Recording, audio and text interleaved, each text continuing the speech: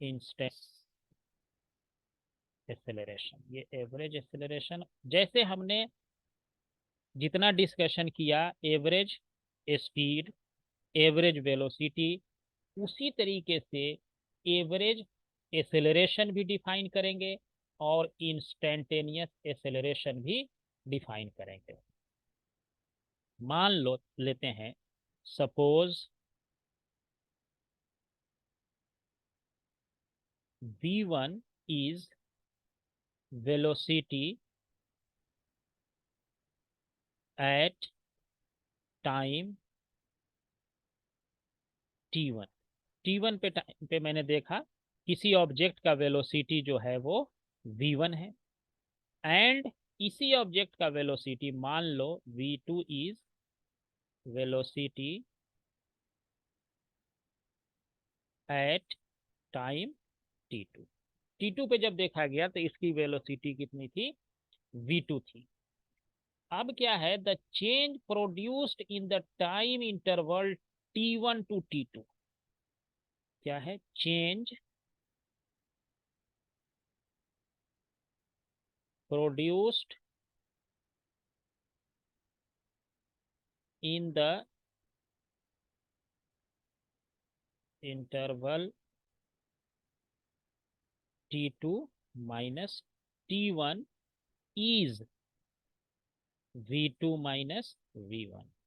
ये जो चेंज है इस टाइम इंटरवल में, वो हमारा क्या है, v2 माइनस v1 है। तो यहाँ पे a average acceleration is defined as v2 minus v1 divided by t2 minus t1। ये एवरेज एक्सेलरेशन भी वेक्टर क्वांटिटी है और वेलोसिटी भी हमारा क्या है, वेक्टर क्वांटिटी है। अब इसमें भी जो है, again average acceleration depend only on the velocities at time t1 t2। how the velocity changed between t1 and t2 is not important। ये कैसे आया ये v2 v1 ये नहीं इंपॉर्टेंट है, इंपॉर्टेंट है कि इस इंस्टेंट पे वेलोसिटी क्या था, t2 पे वेलोसिटी v2 था, t1 पे v1 था। अभी आया कैसे इससे कोई मतलब नहीं है, उस इंस्टेंट पे कितना है। तो इसको हम लोग कहते हैं एवरेज एक्सेलरेशन। और इसी एवरेज एक्सेलरेशन को जो है हम जब डिफाइन करेंगे एवरेज एक्सेलरेशन को इंस्टेंटेन, इसको velocity change in velocity is written by delta v and change in time is written as delta t. ये हमारा हो गया वेलोसिटी का रिलेशन। तो then a average will be equal to delta v by delta t change in velocity. और जब हम इसी को जो है delta v by delta t जब टाइम इंटरवल बहुत छोटा कर देंगे, delta t tends to zero, this term becomes dv by dt and this dv by dt is called a acceleration कहलाएगा ये, अब एवरेज नहीं कहलाएगा। So this is known as instantaneous acceleration. इसको जो है this is known as instantaneous acceleration। this term is called instantaneous acceleration और simply acceleration। जो एक्सेलरेशन की हमारी बात होगी उसको क्या कहेंगे, एक्सेलरे, यही इंस्टेंटेनियस एक्सेलरेशन है जिसको हम लोग एक्सेलरेशन के नाम से भी जानते हैं। अब इस कंडीशन में हमारा टाइम जो होना चाहिए वो वेरी स्मॉल यानी टेंड्स टू जीरो होना चाहिए। तो इसको हम कहेंगे इंस्टेंटेनियस एक्सेलरेशन। और सिंपली एक्सेलरेशन जो हम वर्ड यूज करते हैं अपने स्टडी में वो यही वाला एक्सेलरेशन है एक्चुअली। तो अभी जो हम ये टॉपिक स्टडी कर रहे हैं, this topic is known as kinematics. Kinematics का मतलब होता है कि हम मोशन का तो स्टडी करेंगे, यानी मोशन हो रहा है, इसमें डिस्प्लेसमेंट भी हो रहा है, वेलोसिटी भी हो रही है, एक्सेलरेशन भी हो रहा है, लेकिन किस वजह से हो रहा है ये नहीं स्टडी करेंगे। इसमें reason of motion is not studied, reason of motion is not studied. Only हम क्या स्टडी करते हैं, यानी कि मोशन स्टडी करते हैं, reason of motion is not studied, तो इसी को हम लोग क्या कहते हैं, काइनेमेटिक्स कहते हैं। यानी किस वजह से ये मोशन हुआ उसका हम यहाँ कुछ भी नहीं पढ़ेंगे। तो इस मोशन को अभी जो हम स्टडी कर रहे हैं, इस पूरे चैप्टर में क्यों हो रहा है, कैसे, क्यों ऐसा हो रहा है, इस पे हम क्यों पे अभी बात नहीं कर रहे हैं। That is why it is called kinematics. लेकिन जब आगे हम आएंगे इस चैप्टर के बाद जो हम स्टडी करेंगे, that chapter is called dynamics. Kinematics की जगह डायनेमिक्स आ जाएगा, और उसमें हमको रीजन का पता करना पड़ेगा कि मोशन क्यों हो रहा है। एक्सेलरेशन है तो who is responsible for that acceleration, कोई बॉडी मोशन में है या मोशन में नहीं है, then who is stopping that motion, that we will study in the next chapter, that is called dynamics. तो ये अभी जो हम पढ़ रहे हैं इसको काइनेमेटिक इसलिए कहा जाता है क्योंकि reason of motion we are not study. Motion हो रहा है, वेलोसिटी भी है, एक्सेलरेशन भी है, डिस्प्लेसमेंट भी है, डिस्टेंस भी है, टाइम भी लग रहा है, बट कौन दे रहा है इस मोशन को, इसकी स्टडी नहीं करते हैं। तो इसको हम लोग कहते हैं काइनेमेटिक्स का इक्वेशन है को हम लोग जो एक्सप्लेन जो लिखा होता है, जैसे कि नंबर 1 है v equal to u plus a t. ये जो भी बात लिख रहे हैं, v का मतलब वेलोसिटी है, फाइनल है, ये u का मतलब इनिशियल है, a मीन्स एक्सेलरेशन है, ये सारे इंस्टेंटेनियस की बात है। यहाँ पे सारे इंस्टेंटेनियस है, फाइनल वेलोसिटी भी इंस्टेंटेनियस ही है, इनिशियल वेलोसिटी भी इंस्टेंटेनियस ही है, एक्सेलरेशन भी इंस्टेंटेनियस ही है। लेकिन हम बोलचाल की भाषा में इसको अब यूज नहीं करेंगे, simply we will assign it as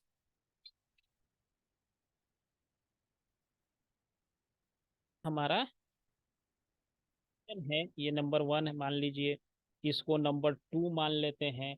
जैसे कि हमारे पास एक्स डिस्प्लेसमेंट कह दें या एस कह दें, ये होता है U T plus half A T square होता है।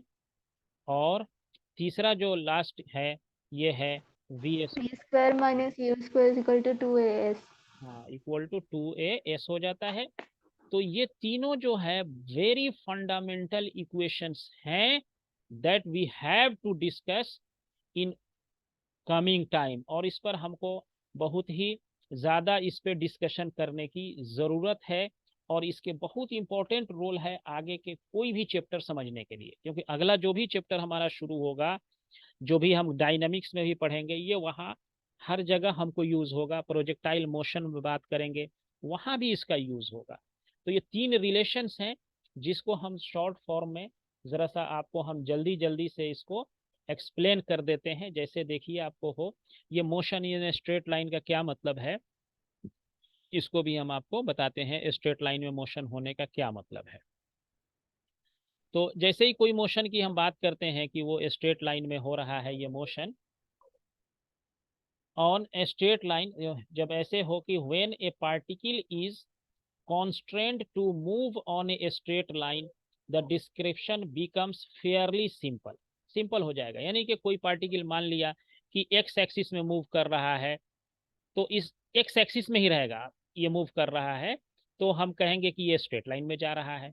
कोई पार्टिकल कह दिया कि ये ऊपर की तरफ जा रहा है, वाई एक्सिस में जा रहा है, ये ऐसे, तो ये स्ट्रेट लाइन का इक्वेशन हो गया। कोई कहेंगे कि नहीं ये जेड एक्सिस में जा रहा है, ये जेड एक्सिस है, तो ये भी स्ट्रेट लाइन का मोशन हुआ। लेकिन अगर हम तीनों डायरेक्शन में कंबाइंड कहेंगे तो फिर उसका स्टडी डिफरेंट हो जाएगा, जिसमें हम आगे अभी उस पर बात करेंगे, that is known as projectile motion.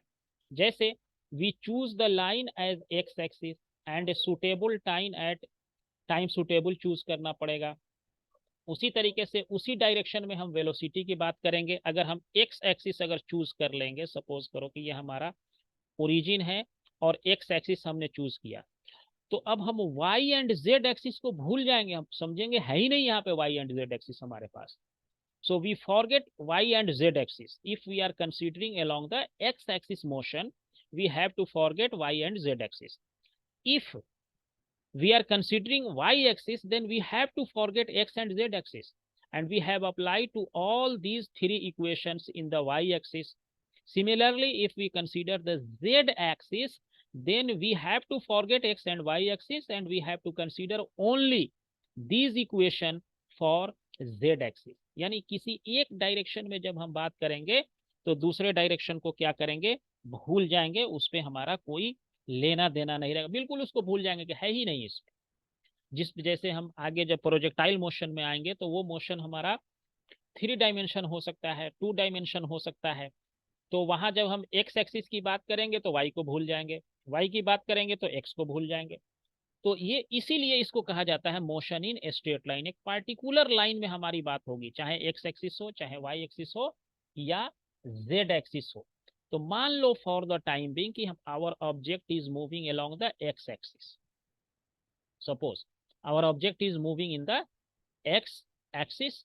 So moving in the x axis meaning, क्या मीनिंग है इसका, कि अब जो भी हम ये इक्वेशन लगाएंगे, जैसे एक्स एक्सिस में मूव कर रहा है तो वेलोसिटी लिखेंगे dx/dt लिखेंगे.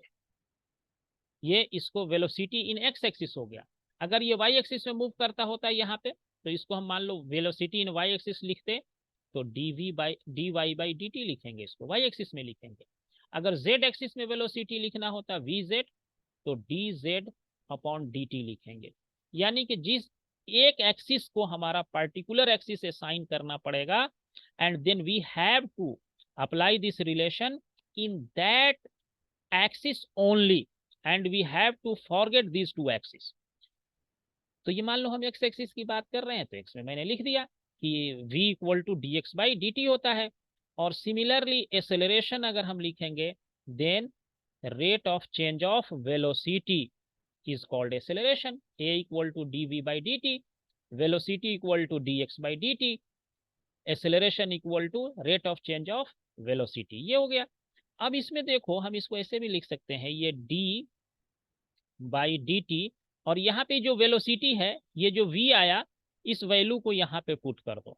तो इसको क्या लिख सकते हैं, यहाँ पे इसके जगह पर, वेलोसिटी के जगह पे लिख दो dx/dt, ये लिख सकते हैं. तो इसको फाइनली हम लिख सकते हैं d²x/dt². यानी क्या मतलब हुआ कि एक्सेलरेशन जो होगा, ये डबल डेरिवेटिव है डिस्प्लेसमेंट का, d2x/dt². यानी कि टाइम के साथ डबल डेरिवेटिव अगर हम लगा देंगे तो हमारा एक्सेलरेशन निकलेगा. सिंगल डेरिवेटिव लगाएंगे ये वाला, देन हमारा वेलोसिटी निकलेगा ये वाला. तो इस तरह से हम ये कह सकते हैं कि हमारा वेलोसिटी का क्या रिलेशन है, एक्सेलरेशन का क्या रिलेशन है. इसी को यूज करके हम लोग क्या करते हैं कि एक जनरलाइज रिलेशन डेवलप करते हैं. अब मान लो कि इफ dx/dt इज पॉजिटिव, ये वाला हमारा मान लो पॉजिटिव हो जाए. पॉजिटिव होने का क्या मतलब है, इफ dx/dt इज पॉजिटिव, तो डायरेक्शन जो होगा, इसका मतलब इस वेलोसिटी का जो डायरेक्शन है, direction of velocity is along positive x axis, positive x axis. यानी अगर ये चेंज dx/dt पॉजिटिव आ गया, तो इसका मतलब है ये ऑब्जेक्ट जो है एक्स एक्सिस के पॉजिटिव डायरेक्शन में मूव कर रहा है, यानी ऐसे जा रहा है. और अगर यही हमारा निगेटिव आ गया, if dx/dt is negative, then the object is moving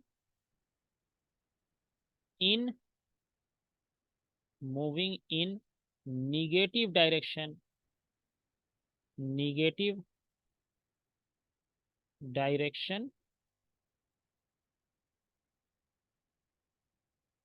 of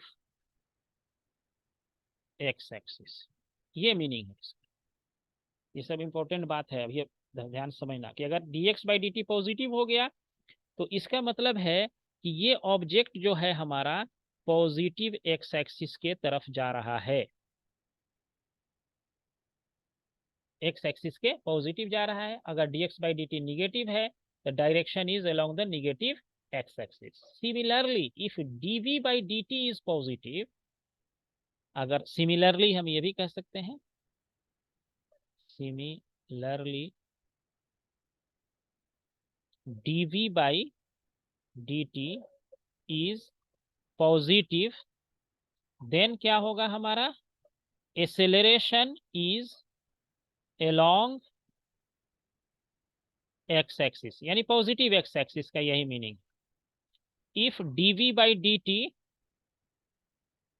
is negative तो एक्सेलरेशन क्या हो जाएगा, ये हमारा अपोजिट टू एक्स एक्सिस हो जाएगा, यानी निगेटिव एक्सिस हो जाएगा, अपोजिट टू एक्स एक्सिस, यानी निगेटिव डायरेक्शन में हो जाएगा, निगेटिव डायरेक्शन में हो जाएगा अगर हमारा। सो एक्सेलरेशन जो है इस कंडीशन में निगेटिव हो जाएगा और acceleration is along the negative x axis. अगर ऐसा हो जाए कि velocity and acceleration are both positive, तो अब ये जरा बताना कि क्या होगा। अभी हम पूछेंगे से कि अगर हमारे पास कंडीशन एक हो जाए कि if velocity and acceleration both are positive, अगर दोनों पॉजिटिव हो जाए then what is, then what is condition of speed, speed का कंडीशन क्या होगा, ये इंक्रीज करेगा या डिक्रीज कर रहा होगा, ये जरा बताओ मुझे। Increase.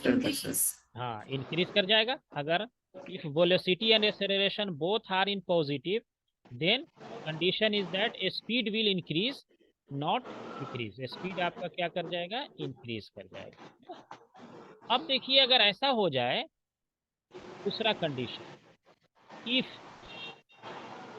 Velocity and acceleration,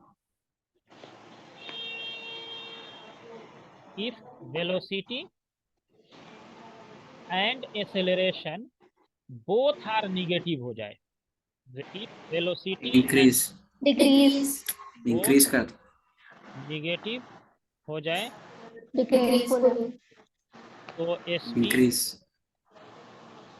speed जो है इंक्रीज करेगा। देखिए क्या मतलब है, अभी हम इसको बताएंगे। अगर आपका वेलोसिटी और एक्सेलरेशन दोनों निगेटिव हो जाए, यानी दोनों निगेटिव हो जा रहा है, तो उस कंडीशन में स्पीड जो है आपका इंक्रीज करेगा। अभी हम एग्जांपल से आपको इसको समझाएंगे।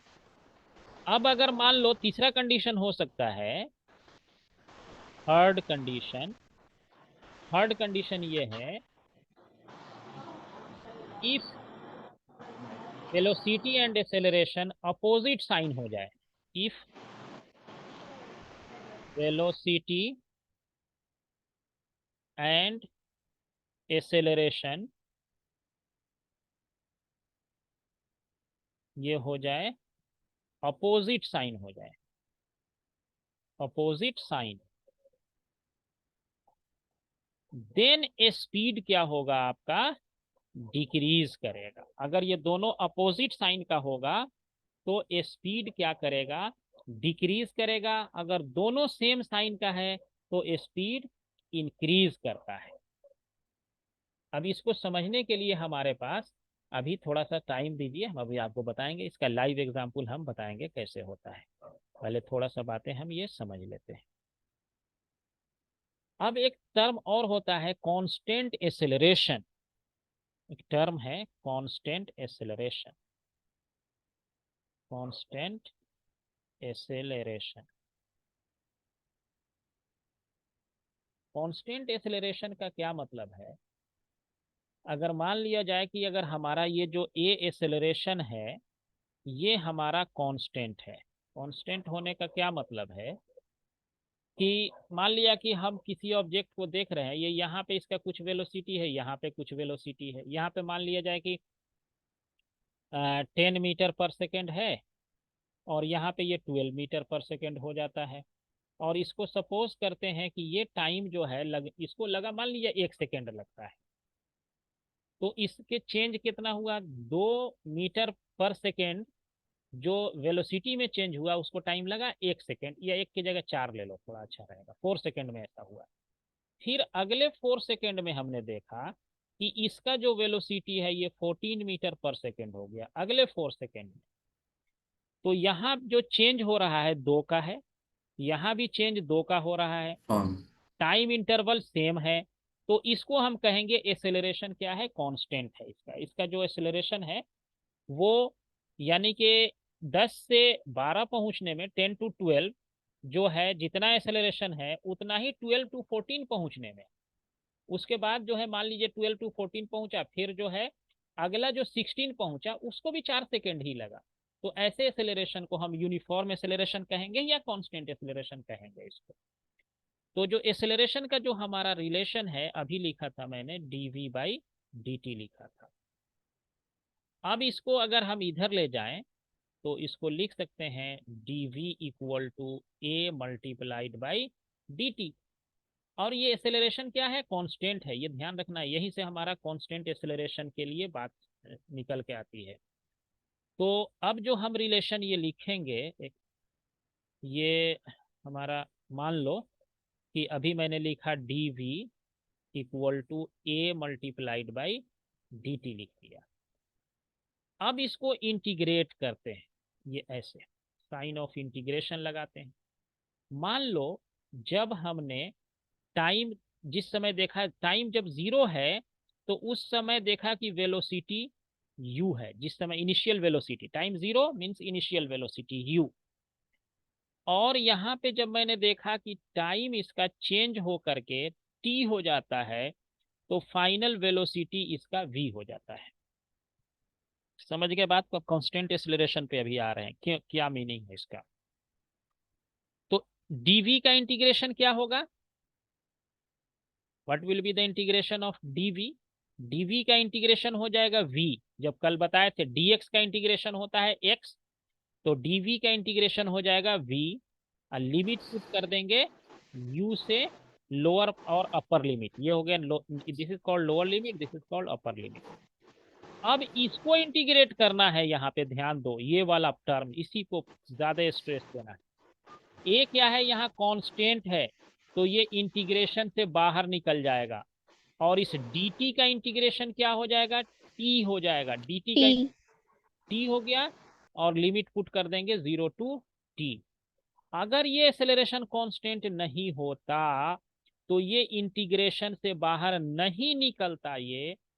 अब इसको upper limit minus lower limit हम पुट करते हैं v-u, इसमें भी पुट कर देंगे a, और अपर लिमिट हो गया t के जगह पे t, माइनस फिर t के जगह पे 0, तो ये क्या हो गया? a×t, तो ये हो गया v-u 10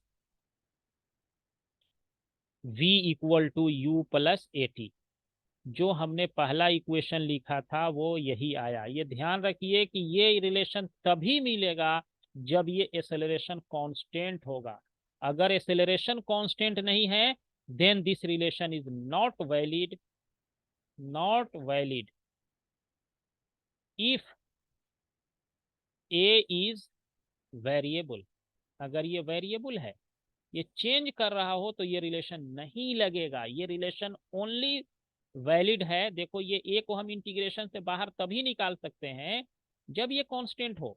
अगर ये टाइम डिपेंडेंट हो गया तो फिर ये रिलेशन नहीं मिलेगा आपको।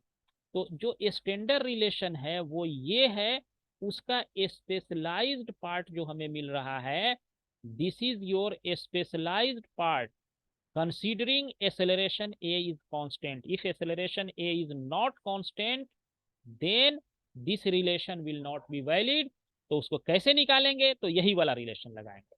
अगर हमारा एक्सेलरेशन कांस्टेंट नहीं है, देन हमको जो है क्या करना पड़ेगा, यही वाला रिलेशन हमको निकालना पड़ेगा। dv ऐसे रखेंगे और a इंटू डी टी रखेंगे, और यहां से टाइम का जो भी वैल्यू है, मान लो 0 से 2 सेकेंड अगर रहता, अगर एक्सेलरेशन ये कह देता कि ये एक्सेलरेशन जो है ये 5t² है इंटू डी टी है, तो इस कंडीशन में हमारा ये फॉर्मूला नहीं लगेगा। v equal to u plus a t अगर लगा देंगे तो गलत हो जाएगा। तो ये वाला रिलेशन लगाएंगे और इसको इंटीग्रेट करेंगे, तो इसमें अब 5 कांस्टेंट है, बाहर आ जाएगा, और ये है t² into D T, 0 to 2 कर देंगे, एंड देन